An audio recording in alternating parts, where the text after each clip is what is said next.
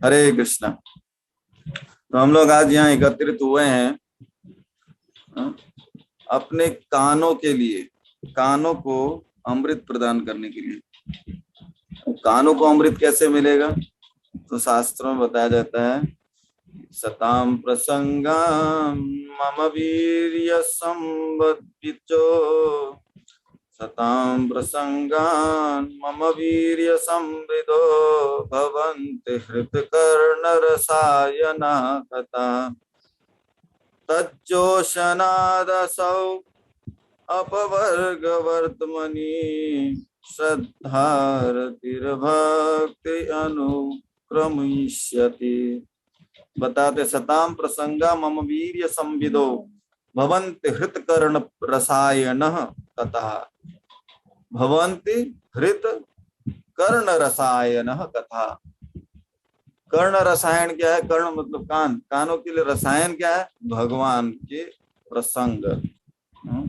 सताम प्रसंगात मम वीर्य संविदो, भगवान के स्वरूप का, भगवान की लीलाओं का, भगवान के गुणों का जो चर्चा है वो कर्ण के लिए, कान के लिए रसायन का काम करता है, औषधि का काम करता है। तज्जोषनाद असौ उपवर्ग वर्तमनि श्रद्धा रतिर भक्ति अनुक्रमिष्यति। श्रद्धा इत्यादि, जैसे कि श्री प्रभुपाद महाराज तात्पर्य में कहते हैं कि पहला जो स्टेज है वो श्रद्धा, श्रद्धा के माध्यम से हम इस भक्ति में धीरे धीरे अग्रसर होते जाते हैं, आगे बढ़ते जाते हैं। तो ये हृत कर्ण रसायन जो है श्रीमद् भागवतम, भगवान की लीला कथा, इसको कानों के द्वारा श्रवण करके हम उत्तरोत्तर भक्ति में अग्रसर हो सकते हैं, बढ़ सकते हैं। ठीक है, ये विधि है भक्ति में आगे बढ़ने की विधि, जो है सुनना, हियरिंग। सबसे पहला सुनना बहुत जरूरी है। अगर सुनते नहीं है तो भक्ति में आगे नहीं बढ़ सकते। या किसी विषय की चर्चा की जाती है तो उसको अगर जब तक हम श्रवण नहीं करते हैं तब तक हम उसके बारे में जानकारी प्राप्त नहीं करते हैं। तो इस श्लोक में त्वं भक्ति योग परिभावित हृत सरोजा आसे श्रुतेक्षित पतो ननुनाथ पुंसाम यद्यत धियात उर्गायु भावयन्ति तत्तद् वपुः प्रणय से तद अनुग्रहाय। इस श्लोक में बहुत ही सुंदर ढंग से ब्रह्मा जी कह रहे हैं कि आपके भक्तगण जो हैं प्रमाणिक श्रवण विधि के द्वारा, इस श्लोक में बहुत सारे चीजों के बारे में चर्चा हो रही है। जैसे प्रमाणिक विधि, श्रवण की प्रमाणिक विधि क्या है, एक पॉइंट है ये। ये दूसरा, हमारी कौन सी इंद्रियों के द्वारा भगवान को देखा जा सकता है, दूसरा क्वेश्चन आता है इसमें। तीसरा प्रश्न है श्रवण विधि के क्या लाभ है। चौथा, भगवान किस कारण से इतने दयालु हैं अपने भक्तों पर। पांचवा, भगवान किस रूप में भक्त के सामने प्रकट होते हैं। और छठा,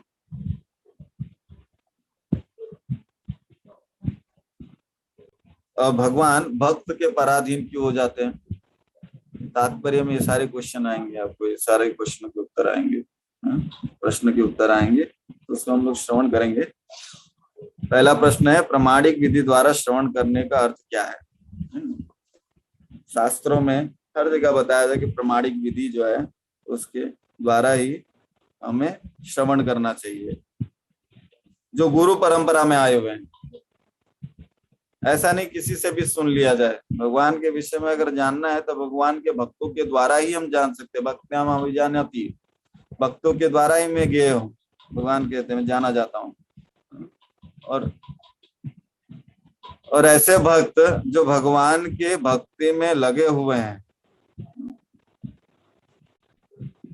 शुद्ध भक्त के मुखारविंद से जब हम इस कथा को श्रवण करते हैं, भगवान के विषय में सुनते हैं, तो वही प्रामाणिकता है। भगवान से जो परंपरा आ रही है, उन परंपरा में आए हुए आचार्यों से सुनना ही प्रामाणिक व्यवस्था है।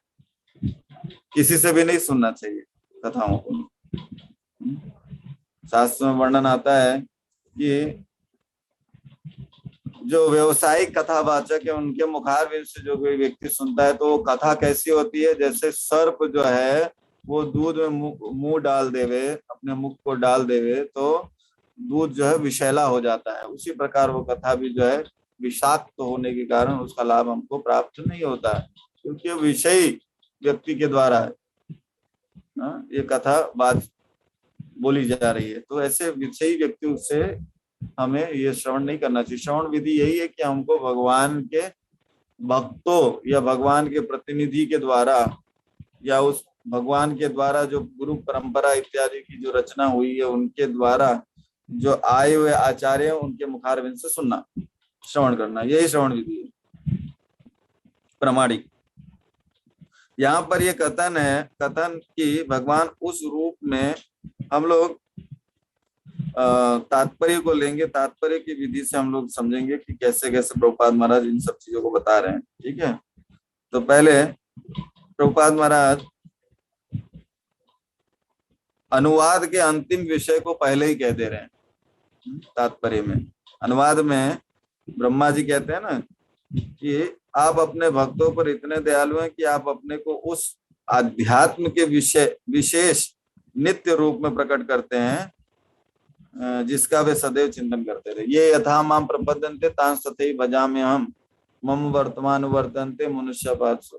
तो इस श्लोक को यहाँ पे पुष्टि कर रहे हैं भगवत गीता के श्रील प्रभुपाद महाराज कोट करते हैं 4थे अध्याय के 11वां श्लोक, जिसमें बताया था ये यथा माम प्रपद्यन्ते तांस तथैव भजाम्यहम्, जो जिस जिस प्रकार से मेरा भजन भक्ति करता है उसी प्रकार मैं उसको रेस्पेक्ट करता हूँ। मन वर्तमान वर्तन्ते मनुष्य, और मैं से उसी प्रकार से अवॉर्डेड करता हूँ उसको, उसी तरीके से मैं उस स्वरूप में उसको प्रदान करता हूँ, प्रकट होता हूँ उसके समक्ष। यहाँ पर यह कथन है, कथन कि भगवान उस रूप में भक्त के समक्ष प्रकट होते हैं जिस रूप में वह उसकी उनकी पूजा करना चाहता है। यह सूचित करता है कि भगवान भक्त की इच्छा के अधीन हो जाते हैं, इतने अधिक कि वे भक्त की मांग के अनुसार अपना विशेष रूप प्रकट करते हैं। भगवान भक्त की इस मांग को पूरा करते हैं क्योंकि वे भक्त की दिव्य पूर्ण सेवा के अनुसार लचीले होते हैं। इसकी पुष्टि भगवत गीता में भी हुई है। किंतु ये हमें ध्यान रखना चाहिए कि भगवान कभी भक्त के आदेश वाहक नहीं होते। इस श्लोक में इसका विशेष उल्लेख है। भगवान भक्त के अधीन होते हैं, हम भक्त पराधीन हो।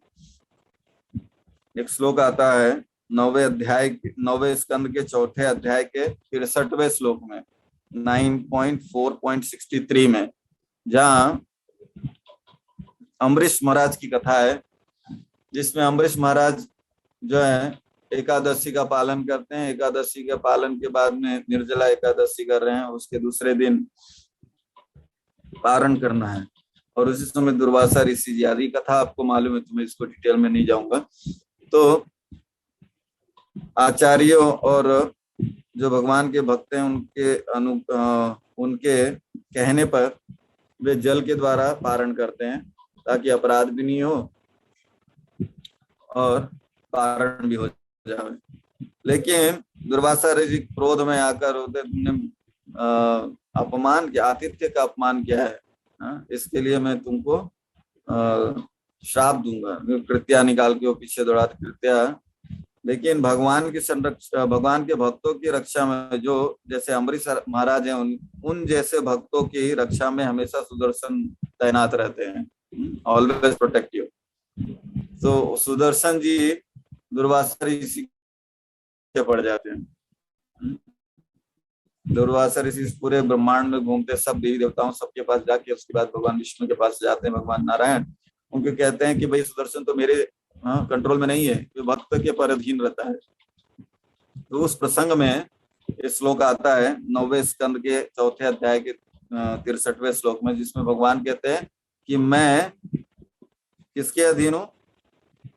भक्तो अहम भक्त पराधीनो ह्य अस्वतंत्र इव द्विज साधुवीर ग्रस्त हृदयो भक्तेर भक्त जन प्रिया। बहुत सुंदर श्लोक है। इसके तात्पर्य प्रभुपाद महाराज बहुत सुंदर व्याख्या करते हैं, आप सभी लोग पढ़ सकते हैं कभी समय निकालकर, जिसमें विश्वनाथ चक्रवर्ती ठाकुर भी बहुत सुंदर वर्णन करते हैं। तो इसमें वे बताते हैं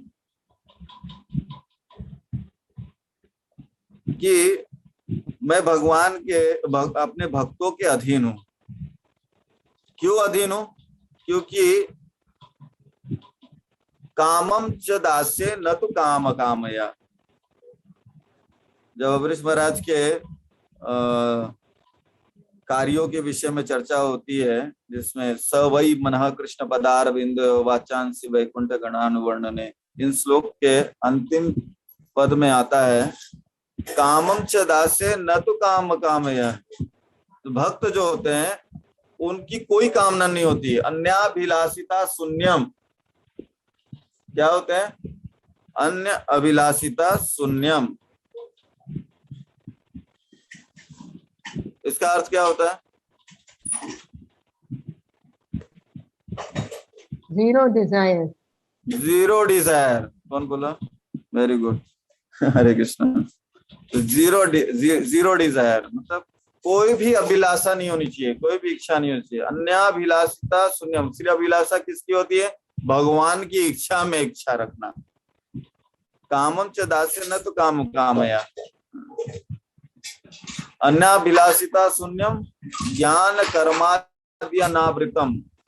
भक्ति, उत्तम भक्ति जो होती है, उत्तम भक्ति जो होती है उसके अंदर बताया था अन्याभिलाषा, कोई और अभिलाषिता नहीं होती है। सिर्फ एकमात्र भगवान की इच्छाओं को पूर्ण करना ही अभिलाषा होती है, और दूसरी कोई अभिलाषा नहीं होती है। कोई भी भक्ति अभिलाषा, भक्ति इच्छाएं नहीं होती हैं, भौतिक इच्छाएं। अन्याभिलाषिता शून्यम ज्ञान कर्माद्यनावृतम। ज्ञान कर्म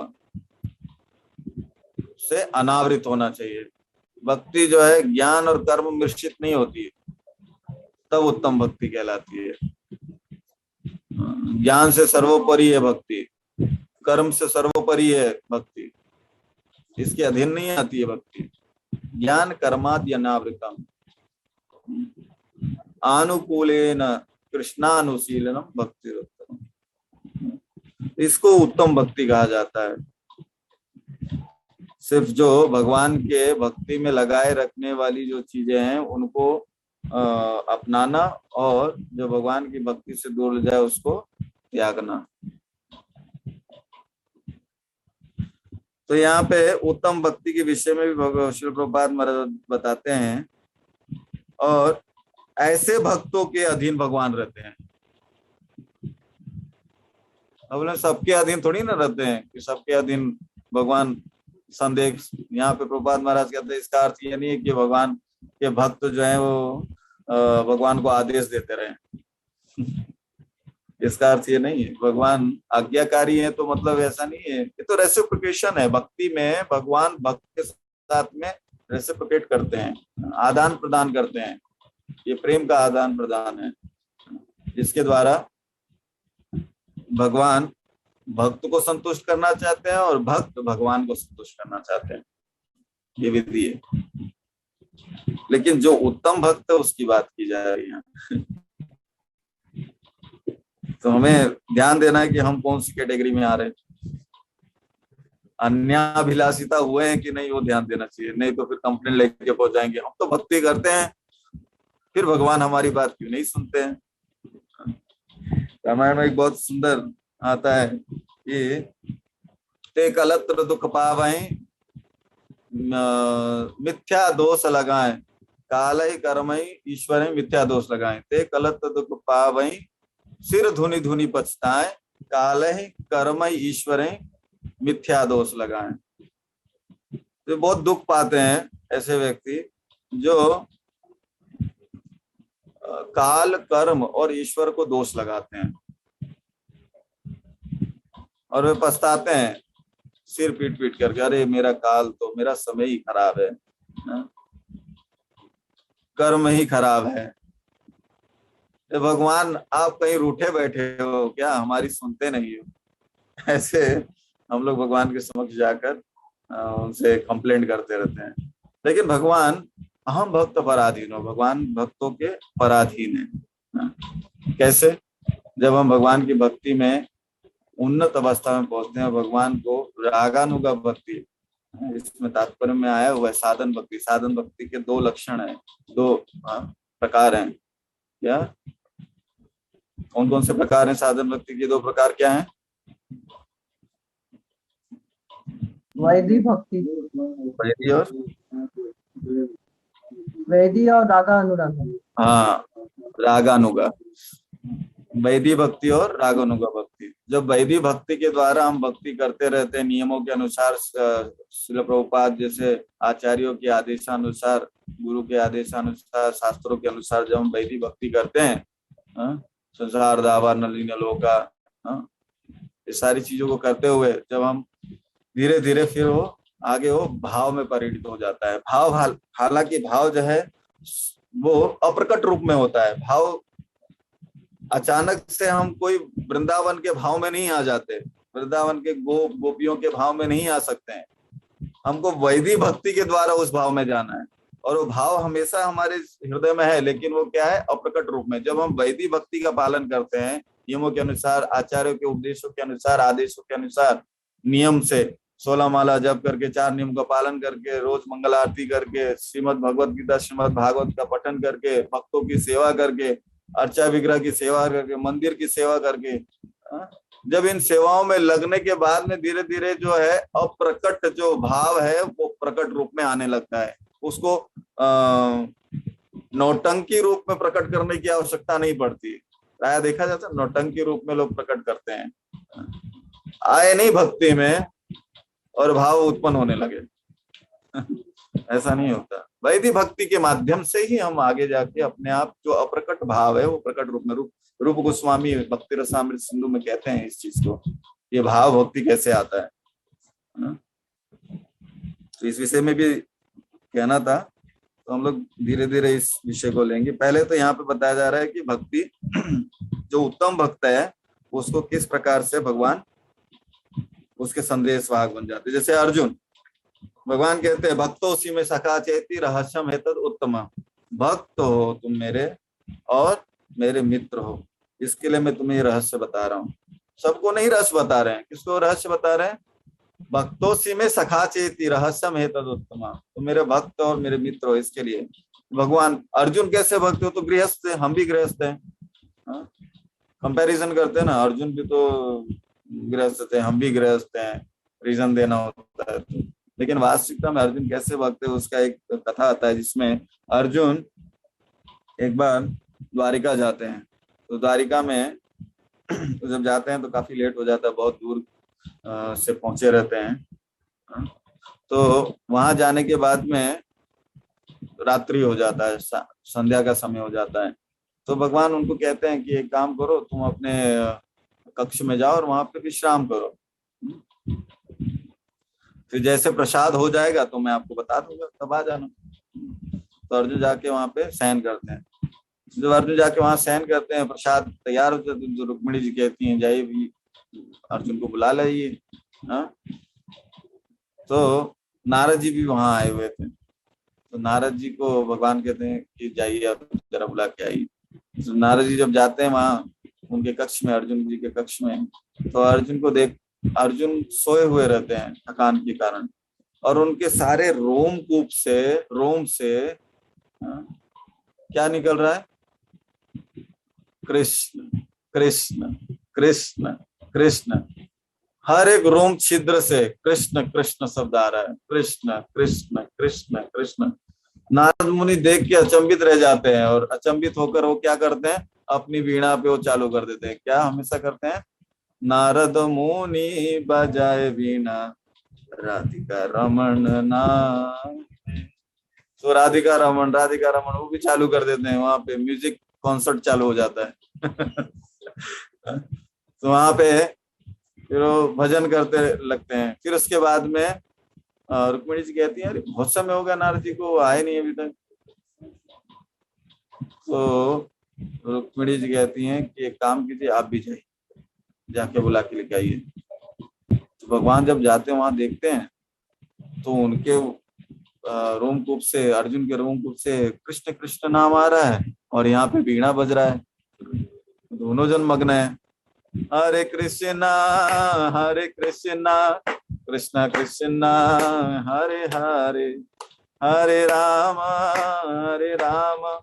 राम राम हरे हरे। तो इस प्रकार दोनों जन के बीच में एक कीर्तन हो रहा था, तो भगवान भी वहां पे महाप्रभु का स्वरूप जैसा वो नाचने लगे उसमें कीर्तन में, वो भी मग्न हो गए। तो रुक्मिणी जी, ये तीनों जाके वहां पे समा गए, आए नहीं अभी तक, है क्या हो गया? तो रुक्मिणी जी जाती है वहां, देखती हैं, तो ये स्वरूप को देखती हैं कि अरे अर्जुन के रोमकूप से भगवान का नाम निकल रहा है, नारद जी वीणा बजा रहे हैं और भगवान नाच रहे हैं।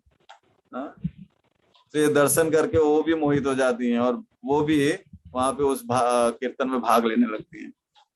तो कहने का तात्पर्य यह है इस श्लोक से कि अर्जुन ऐसे भक्त थे जो अहरनिश भगवान का स्मरण करते रहते थे, चाहे वो कोई भी कार्य में लगे हो, 24 घंटे तो भगवान का नाम भजन इत्यादि। वो गोपियां क्या करते हैं, 24 घंटा भगवान का नाम।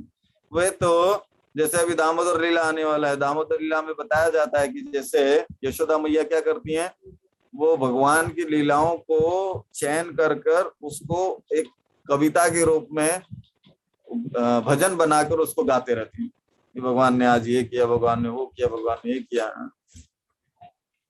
तो इस प्रकार 24 घंटे भगवान के नामों में, भगवान की लीलाओं में, भगवान के श्रवण में हमेशा अपने मन को लगाए रखने के कारण अर्जुन जो है भगवान के इतने विशुद्ध भक्त, जिसके कारण भगवान उनके आज्ञा पालक हुए, उनके सारथी बनने के लिए तैयार हुए।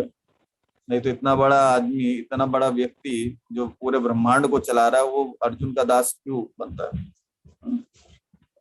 क्योंकि जो सारथी होता है तो उसको क्या करते हैं, उसको इंस्ट्रक्शन देना होता है, तो क्या करते हैं, पैर से इंस्ट्रक्शन देते हैं।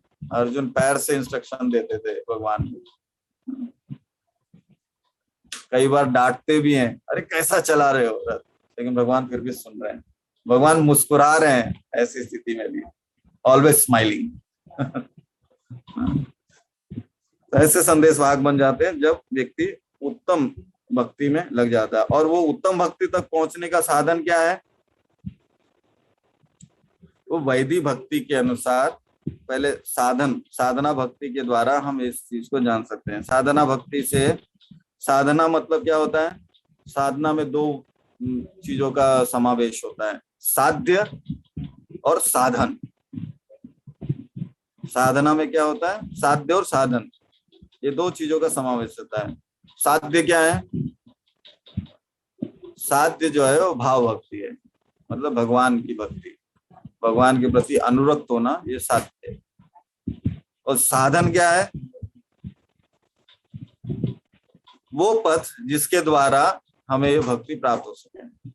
और वो पथ क्या है, साधन क्या है, जैसा आचार्यों ने हमें बताया है, 16 माला का जप करना, 4 नियमों का पालन करना, श्रीमद् भगवद गीता, श्रीमद् भागवत का पठन श्रवण इत्यादि करना, ये भक्तों की सेवा करना, मंदिर मार्जन इत्यादि करना, बुक डिस्ट्रीब्यूशन इत्यादि।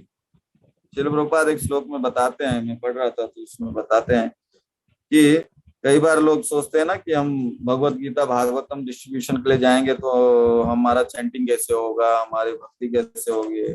लेकिन प्रभुपाद महाराज कहते हैं कि उस जो नियम बताए गए हैं उसको करना है, और उसके बाद जब आप प्रचार के लिए बाहर जाते हो तो भी आप क्या करते हो, 24 घंटा भगवान की सेवा करते हो। किस प्रकार, अब भगवान के भक्तों, जब आप लाइफ मेंबर बनाने जाते हो तो भगवान के विषय में बताते हो, तो वहां पे क्या हुआ, भगवान के विषय में चर्चा हुई। भगवत गीता भागवतम का वितरण करने जाते हो तो क्या करते हो, भगवान के विषय में बताते हो। तो एक तरह से भगवान का स्मरण हो रहा है, कीर्तन भी हो रहा है। ये 24 घंटा स्मरण कीर्तन होते रहना चाहिए, तब धीरे धीरे धीरे धीरे फिर क्या होगा, भक्ति जो है प्रकट रूप में आएगी, तब हम भगवान को रागानुगा तरीके से जान पाएंगे। वैदिक भक्ति के द्वारा ही लेकिन हम धीरे धीरे उन्नति कर सकते हैं, तो ये जानना बहुत जरूरी है। और पहला स्टेज क्या है साधन भक्ति में भी, आदौ श्रद्धा तथा साधु संग।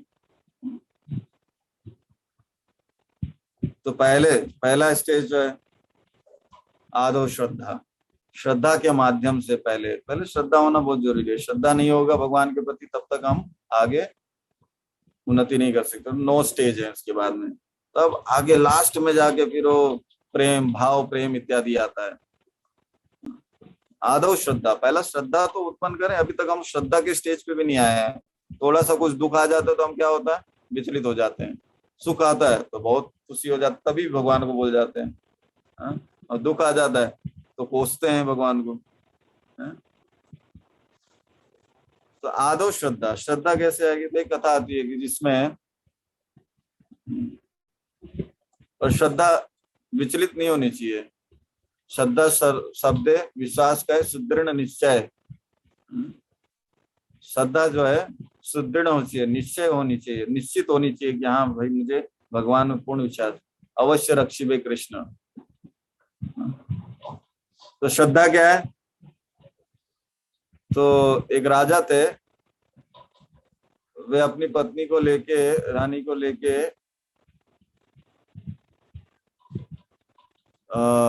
नाव में लेके जा रहे थे। तो वैसे चर्चा हुई कि भगवान बहुत ही भक्तों के शुभचिंतक हैं, भगवान के विषय में चर्चा हो रही थी। तो उसी में अचानक से तूफान आने लगता है। तो तूफान आने लगता है तो रानी जो घबरा जाती है, अरे तो डूब जाएंगे, इतना तूफान है।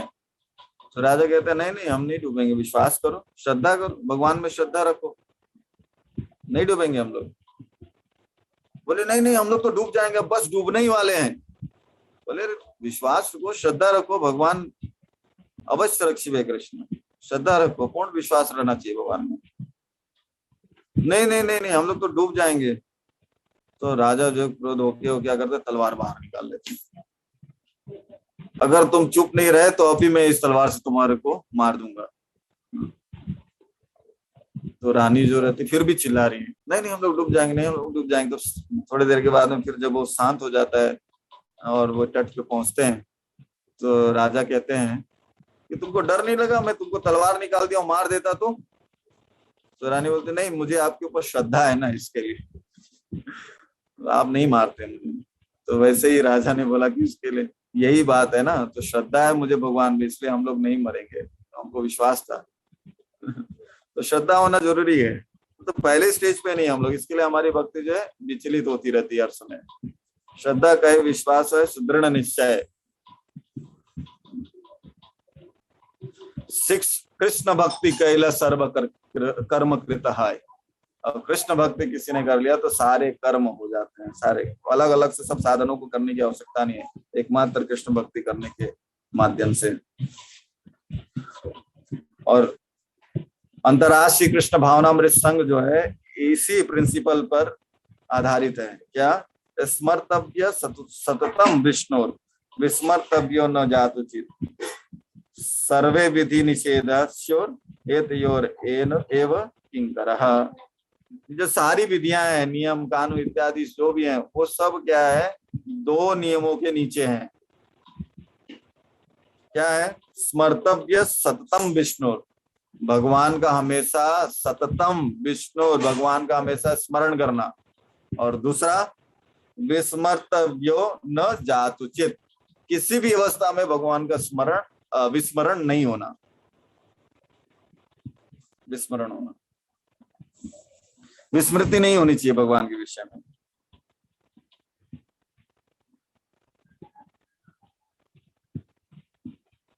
तो ये चीज कब आएगी? जब हम भगवान के भक्तों के अधीन होकर, भगवान के भक्तों के सानिध्य में बैठकर भगवान की लीलाओं के विषय में श्रवण करेंगे। और वो श्रवण विधि कैसे आती? भगवान को अगर देखना भी है तो ब्रह्मा जी कहते हैं आंखों के द्वारा नहीं देखा जा सकता भगवान को, भगवान को कान के द्वारा देखना है। ये विधि है, भगवान को देखने की विधि क्या है? कान के द्वारा, आंखों से नहीं देखा जा सकता है। और कान से कैसे देखेंगे? तो पृथु महाराज, कान से हम भगवान के भक्तों के मुखारबिंद से भगवान के विषय में सुनकर हम देख सकते हैं उनको। आंखों से देखने का प्रयास भी नहीं करना चाहिए, क्योंकि हमारी इंद्रियां जो है अपूर्ण है। इन आंखों से हम पूर्ण को नहीं देख सकते, क्योंकि हमारी इंद्रियां क्या है, अपूर्ण है। अपूर्ण इंद्रियों से पूर्ण को नहीं जान सकते हैं।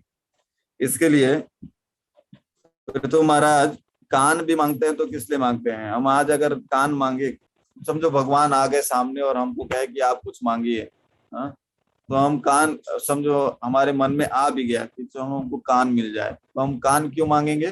कान मांगेंगे कि ज्यादा से ज्यादा हम प्रज्वल सुने। लेकिन यहाँ पे आगे चौथे स्कंद में, चौथे अध्याय में, सॉरी हाँ, चौथे स्कंद में पृथु महाराज चौथे स्कंद के 20वें अध्याय के 24वें श्लोक में पृथु महाराज कहते हैं, न कामयेन तदप्यहं क्वचिन्न यत्र युष्मश्चरणाम्बुजासव महत्तमान्तर्हृदयान्मुखस्युतो विदत्स कर्णायुतमेषमेवर।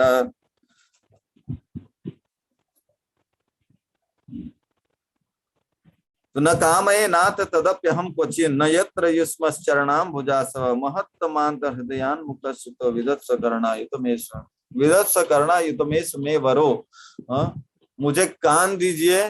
कितने कान चाहिए? 1 मिलियन, 1 मिलियन कान दीजिए। वो क्या करने के लिए?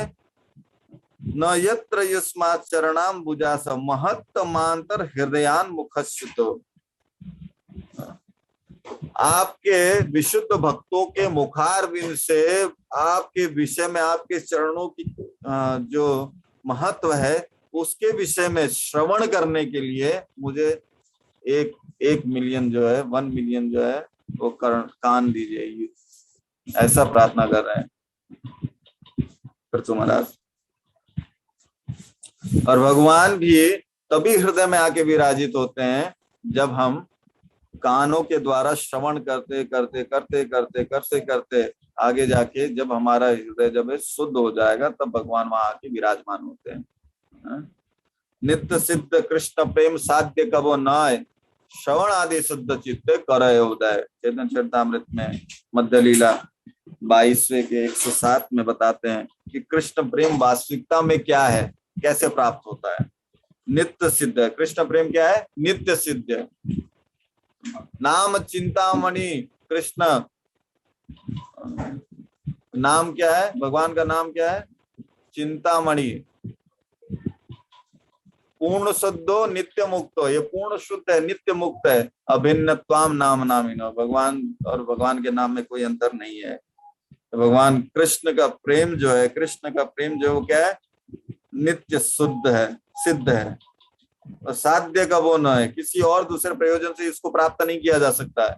भगवान के प्रेम को, जैसा कि श्री प्रभुपाद महाराज के भगवान के प्रेम को प्राप्त करने के बाद में बात उसके बारे में यहाँ चर्चा हो रही है। तो भगवान के प्रेम को प्राप्त कैसे किया जा सकता है? श्रवण आदि शुद्ध चित्ते करयोदय। श्रवण करना है शुद्ध चित्त होकर। शुद्ध चित्त कैसे होगा? जब हम भगवान के नामों का श्रवण कीर्तन नियमित रूप से करेंगे। हरे कृष्णा कृष्णा कृष्णा हरे हरे, हरे राम राम राम हरे हरे। इस श्रवण और कीर्तन विधि से जब हमारा चित्त शुद्ध हो जाएगा, तब उस हृदय में आकर भगवान विराजमान होंगे। तब जो भी आचार्य के द्वारा दिए गए जो उपदेश हैं, आदेश हैं, उनका श्रवण करते हुए हम आगे जाकर शुद्ध भक्ति में लगते हुए भगवान को भी आकृष्ट करेंगे। भगवान की भक्ति जो है भगवान को भी आकृष्ट करती है। वो क्या है? सर्व आकर्षणी। भगवान की भक्ति कैसी है? सर्व आकर्षणी। तो साधन भक्ति के माध्यम से आगे जाते जाते फिर क्या होगा? भाव भक्ति अपने आप प्रकट होगा, फिर रागानुगा आएगा। तो आप सभी से प्रार्थना है, कृपया इस श्लोक के तात्पर्य को और पढ़िएगा ध्यान से। इसमें जो प्रश्न पूछे गए हैं इसके उत्तर भी निकालने का प्रयास कीजिए, क्योंकि तात्पर्य में ही दिया हुआ है। जैसा कि 6 प्रश्न दिए गए हैं। प्रामाणिक विधि द्वारा श्रवण करने का अर्थ क्या है, जिसको हमने बताया कि जिस भगवान के आचार्यों के द्वारा, भगवान के भक्तों के द्वारा श्रवण की विधि है, जिसके द्वारा हम, यही प्रामाणिक विधि है, भगवान के भक्तों के द्वारा सुनना चाहिए। और कान से सुनना चाहिए इंद्री के द्वारा। कौन सी इंद्री और विधि द्वारा भगवान को देखा जा सकता है? वो कान के द्वारा देखा जा सकता है। तीसरा था श्रवण विधि के क्या लाभ है? श्रवण विधि से हमारा क्या होगा? शुद्ध चित्त होगा और भगवान आके विराजमान होंगे, और जिसके द्वारा हम भगवान की भक्ति में आगे और उन्नति कर सकते हैं। और भगवान किस कारण से कितने दयालु होते हैं? क्योंकि भगवान के भक्त जो है अहर्निश भगवान की सेवा में लगे रहते हैं, और उनकी कामना जो है भगवान की कामना से सर्वोपरि नहीं होती है, भगवान की कामना में ही उनकी कामना होती है। तो जिसके कारण भगवान उनके जो हो जाते हैं, भगवान भक्तों के भी अधीन हो जाते हैं, पराधीन। भगवान किस रूप में भक्त के सामने प्रकट होते हैं? तो यहाँ पे जैसा जैसा जब भक्त इतने उन्नत अवस्था में आ जाता है, तब भगवान जैसा भगवान शास्त्रों में दिया गया है उसके अनुसार भगवान प्रकट होते हैं। मैं बोलूंगा उसके हिसाब से प्रकट नहीं होंगे भगवान। शास्त्रों में आचार्यों ने जो कहा है उसके अनुसार भगवान प्रकट होते हैं, भक्तों के अनुसार। और भक्त पराधीन है भगवान, उसके विषय में चर्चा हुई। तो ये सारे टॉपिक जो है इस तात्पर्य में आए हुए हैं, जिनको हमने प्रयास किया कि हालांकि हर एक टॉपिक के ऊपर बहुत अच्छा सेमिनार हो सकता है, और बहुत अलग अलग जगहों पे बताया गया है।